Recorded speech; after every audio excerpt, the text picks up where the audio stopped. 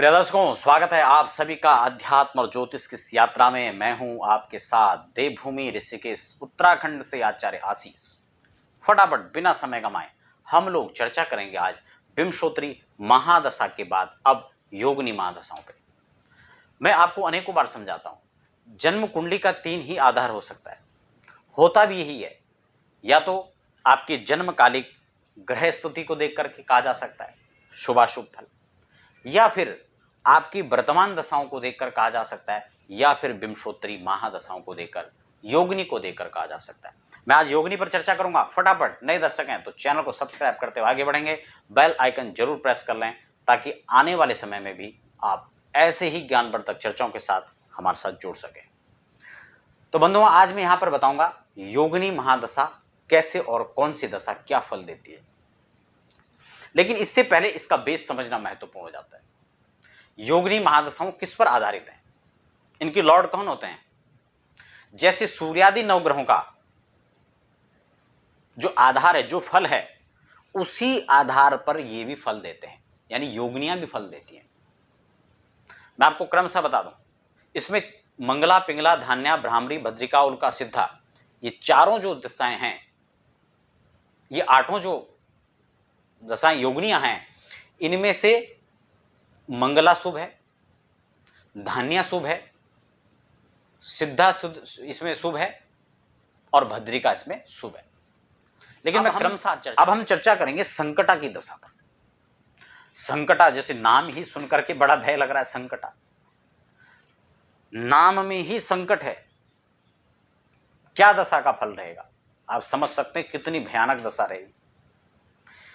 राज्यम भ्रंसाग्निदाहो गृहपुर नगर ग्राम्या गोष्ठेषु पुंसाम तृष्णारोगांगम धातु च विकृत रथो पुत्र कांति वियोग। कहीं इसमें शुभता का इसमें जो है इसमें चर्चा ही है। आप किसी पद पर बैठे हैं, संकटा की दशा आई, आपका पद डोलने लगेगा, कुर्सी डगमग बोलने लगेगी। ये ऐसी दशा है कि व्यक्ति को विचलित कर देती है, भ्रमित कर देती है। और विचलित और भ्रमित व्यक्ति कभी भी सही दिशा में, सही रूप में नहीं चल पाता है, और जहां डिसबैलेंस हुए वहां गिरना तय है। तो यही स्थिति यहां पर होती है, और उसी का कारण है कि यहां पर आपका राज्य का भी तकनाश हो सकता है। राज्य पता है, कुर्सी डोल जाएगी, सत्ता बदल जाएगी, पता लगे इधर से इधर 2 विधायक खिसक गए तो आपकी कुर्सी चलेगी। अनुकूलताओं से प्रतिकूलता आने में यहां बहुत समय नहीं लगता।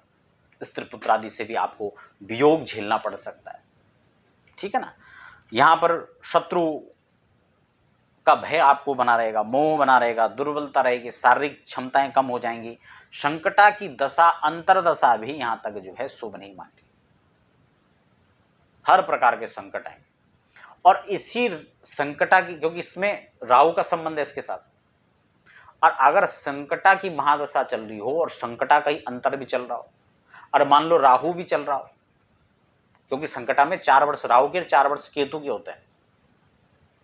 पूर्वार्ध में 4 वर्ष राहु और उत्तरार्ध के 4 वर्ष, 8 वर्ष की चलती है, उत्तरार्ध में केतु। अगर ये स्थिति है तो यहां तक मृत्यु तुल्य कष्ट और मृत्यु भी हो सकती है।